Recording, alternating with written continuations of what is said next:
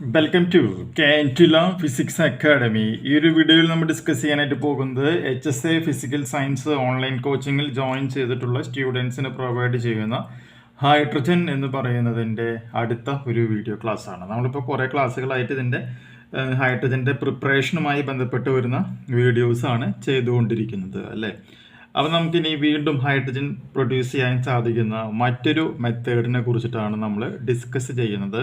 ആ മെത്തേഡിൻ്റെ പേര് ഞാനിവിടെ ആദ്യം എഴുതാം, അതിനുശേഷം എന്താണ് സംഗതി എന്നുള്ളത് പറയാം.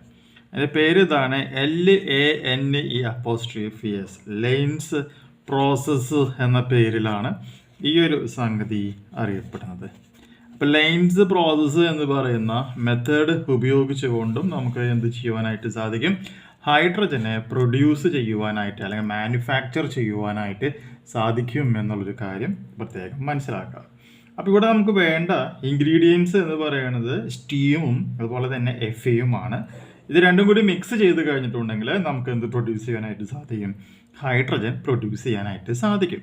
അപ്പോൾ അങ്ങനെയാണെന്നുണ്ടെങ്കിൽ ആ റിയാക്ഷൻ ജസ്റ്റ് ഒന്ന് പഠിച്ചിരിക്കുക. 3Fe plus 4H2O. ഇവിടെ 4H2O എന്ന് പറയുമ്പോൾ ഇത് ഏതാണ്? നീരാവിയാണ്. സ്റ്റീമിൻ്റെ ഫോമിലാണ് ഈ സംഗതി നമുക്കിവിടെ കാണപ്പെടാം. ദെൻ റിയാക്ഷൻ സംഭവിക്കുന്നു. റിയാക്ഷൻ സംഭവിച്ച് കഴിയുമ്പോൾ നമുക്കിവിടെ കിട്ടുന്ന പ്രോഡക്റ്റ് എന്ന് പറയുന്നത്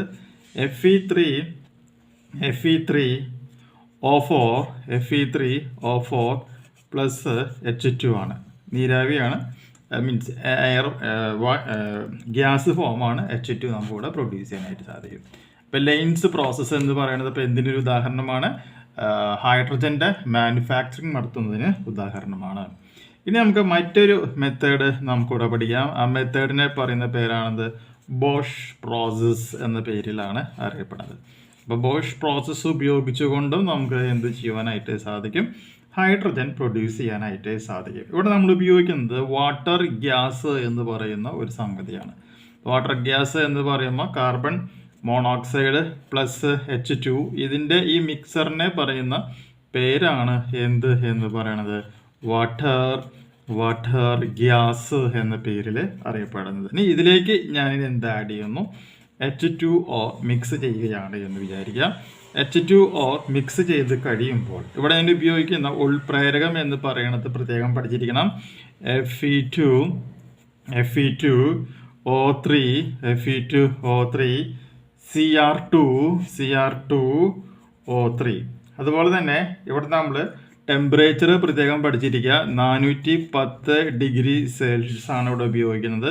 പ്രോഡക്റ്റായിട്ട് നമുക്കിവിടെ കിട്ടുന്നത് carbon dye oxide plus 2 H2 ആണ് നമുക്കിവിടെ പ്രോഡക്റ്റായിട്ട് ലഭിക്കുക. അടുത്ത മെത്തേഡാണ് ഫ്രം നാച്ചുറൽ ഗ്യാസ്. നാച്ചുറൽ ഗ്യാസിൽ നിന്നും നമുക്ക് എന്ത് ചെയ്യാനായിട്ട് സാധിക്കും? ഈ പറയുന്ന ഹൈഡ്രജൻ പ്രൊഡ്യൂസ് ചെയ്യുവാനായിട്ട് സാധിക്കും എന്നുള്ളത് മനസ്സിലാക്കുക. അപ്പോൾ അടുത്ത മെത്തേഡിന് പറഞ്ഞ എന്താണ്? നാച്ചുറൽ ഗ്യാസിൽ നിന്നാണ്.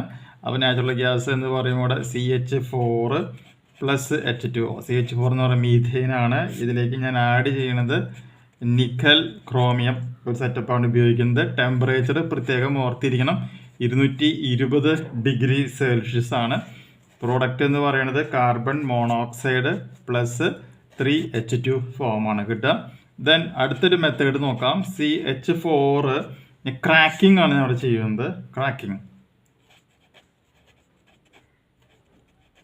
ക്രാക്കിംഗ് ചെയ്യുന്നു. ടെമ്പറേച്ചർ എന്ന് പറയുന്നത് ഏകദേശം 1000 ഡിഗ്രി സെൽഷ്യസ് ആണ്. അപ്പോൾ നമുക്കിവിടെ കാർബണും പ്ലസ് 2H2Oയും നമുക്കിവിടെ പ്രൊഡ്യൂസ് ചെയ്യുവാനായിട്ട് സാധിക്കും. അപ്പോൾ ഈ 3 മെത്തേഡ് ഉപയോഗിച്ചുകൊണ്ടാണ് നമ്മൾ എന്ത് ചെയ്യുന്നത്? ഹൈഡ്രജൻ പ്രൊഡ്യൂസ് ചെയ്യുന്നത് എന്നുള്ളത് പ്രത്യേകം മനസ്സിലാക്കുക. ഇനി നമുക്ക് വേറൊരു മെത്തേഡും കൂടി നമുക്കിവിടെ പഠിക്കാം.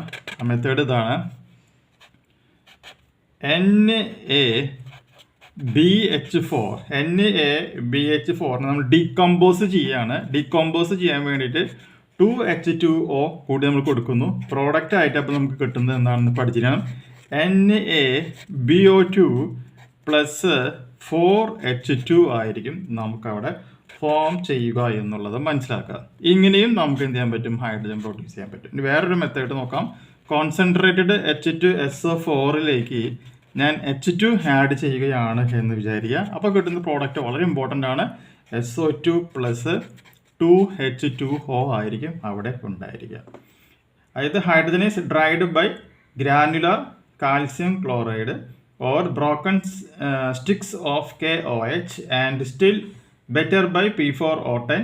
Concentrated H2SO4 is not recommended to dry the gas unless cooled in freezing mixture as it is liberate to form some SO2 എന്നുള്ളതാണ് ഇതിൻ്റെ കണ്ടീഷനായിട്ട് മാറുന്നത്.